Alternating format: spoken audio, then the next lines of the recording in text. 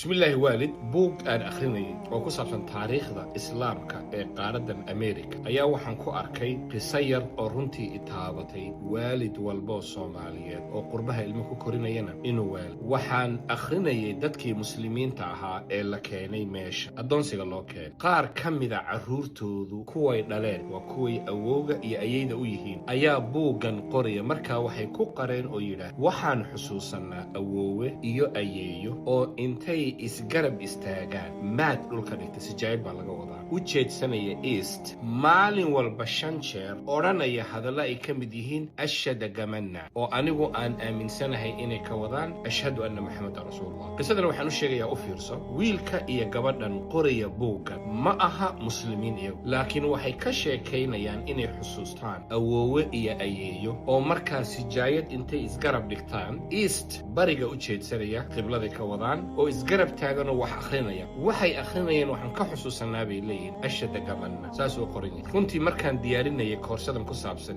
history of Islam in America taariikhda iyo tadawurku islaamku soo maray muslimiintii America arrintan xasaasiyad gooniya iyo dareen gooniya ugu reeb waayo waxaan ogaaday subhanallah caruurtan diintii waa Christian laakiin waxay nooga sheekaynayaan awow iyo ayeeyo oo muslimiina oo shanta waqti tukan jira casharka inoogu sugan inaga casharka inoogu sugan waxa weeyaan casharka quraanku ina barayo ee nabi yaqub alayhi salaam naftu markay ka baxaysay caruurtiisa intuu isugu yeeray ku yiri ma ta'buduna min ba'd aabe waan dhimanaya geerida aytii maxaad caabudito diintiinu maxay noqon tawxiidka ma haysan waxaan rabaa aniga iyo adigu waalid inaan isweydiino caruurtayadu haddii diinta ay ku mintidaan kuway dhaleen ay nagu abtirsan doona in awowga wahay ama ayeyda waa islaamnimada ma ku sugnaan wiilkan awowga wahay ma odhan doona laa ilaaha illa allah muhammadur rasuul gabadha aan awowga wahay ma odhan doontaa laa ilaaha illa allah muhammadur rasuulullah arrintaa runtii buugga aan akhrinayay jiilkan saddexaad ee ka tegay islaamnimada dareen gooniya